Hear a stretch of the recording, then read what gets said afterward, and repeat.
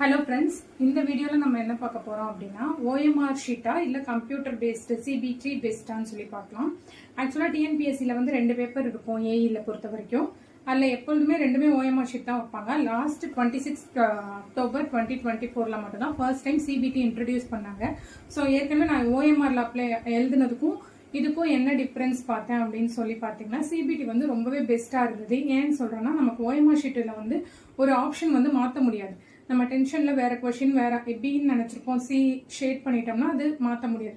ஆனால் சிபிடியை பொறுத்த வரைக்கும் ஆப்ஷன்ஸ் வந்து எப்போ வேணாலும் எனி டைம் நம்ம வந்து சேஞ்ச் பண்ணிக்கலாம். இப்போ ஒரு கொஷின்ஸில் வந்து ரொம்ப நேரம் எடுத்துக்குது அப்படின்னா நம்ம எந்த கொஷின் மார்க் பண்ணுறது ஓஎம்ஆர் ஷீட்டில் வந்து டிஃபிகல்ட்டாக இருக்கும். இதுவே சிபிடினா ரிவ்யூ ஆப்ஷன் இருக்குது. ஸோ நம்ம அதை கிளிக் பண்ணிவிட்டு நெக்ஸ்ட் வந்து நமக்கு டைம் இருப்ப லாஸ்ட் மினிட்ல வந்து அந்த கொஷினை கிளிக் பண்ணால் அந்த இடத்துக்கு போயிடும்.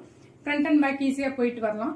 ப்ளஸ் வந்து நம்ம டென்ஷனும் எக்ஸாம் ஹாலில் வந்து நம்ம டைம்லாம் பார்க்காம சப்மிட் பண்ண முடியல அப்படின்னா நம்ம சப்மிட்னு கொடுக்கலனாலும் அது ஆட்டோமேட்டிக்காக சப்மிட் ஆயிடுது. இப்போ ரிவ்யூக்கு வச்சிருக்க கொஷின்ஸ் கூட என்ன ஆகுது அப்படின்னு பார்த்தீங்கன்னா, நம்ம என்ன ஆப்ஷன் பண்ணியிருக்கோமோ அது வந்து ஆப்ஷன்ஸ் வந்து எடுத்துக்குது. ஸோ தென் சிபிடியோட மிகப்பெரிய அட்வான்டேஜ் என்னன்னு சொல்லி பார்த்தீங்கன்னா, டைம் சேவிங் வந்து ரொம்ப இருக்கு. ஏன்னா இதில் ஷேட் பண்ணுறதுக்கான டைம் வந்து இதில் வந்து நமக்கு சேவ் ஆகுது. ஸோ சிபிடி தான் பெஸ்ட்டுன்னு என்னோட எக்ஸ்பீரியன்ஸில் சொல்கிறேன். Thank you friends.